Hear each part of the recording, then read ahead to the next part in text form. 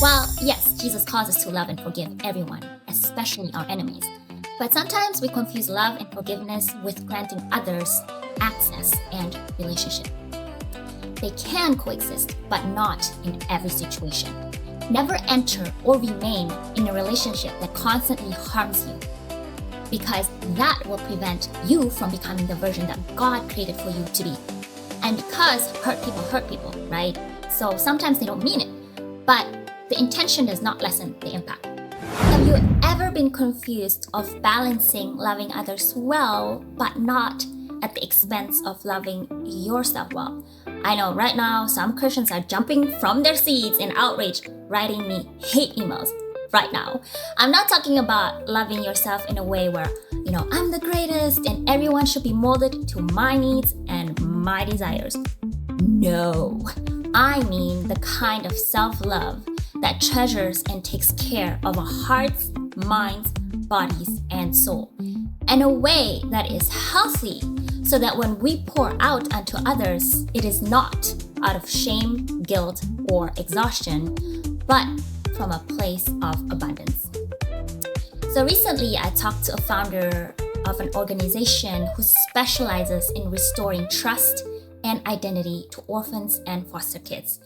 And he said who you surround yourself with is so crucial, especially when you are in the middle of your healing process.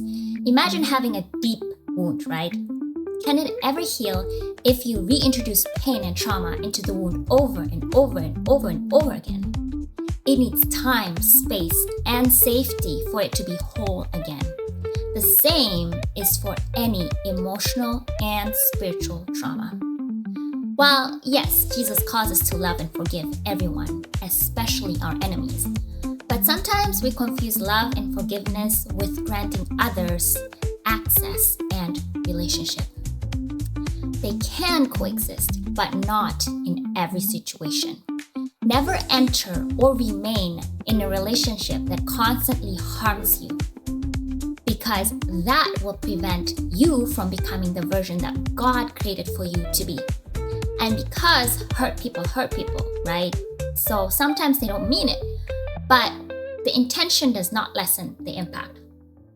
Most car accidents are unintentional, right? But does that lessen the damage of the cars? No, right? But how do we balance this? Well, first ask the Lord, are there any relationships that I need to let go of?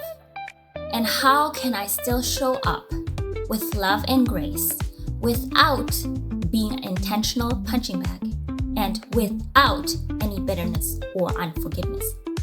And many times, the Lord actually automatically cut people off that hinder me from my healing and becoming who He created for me to be. Be still and know that Jesus is your Lord and He's always fighting for you. Don't feel guilty or shame for taking care of yourself.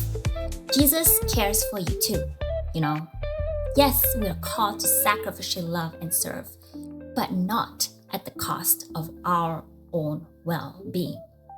Caring for yourself is not selfish. It is stewardship of the life God entrusted to you.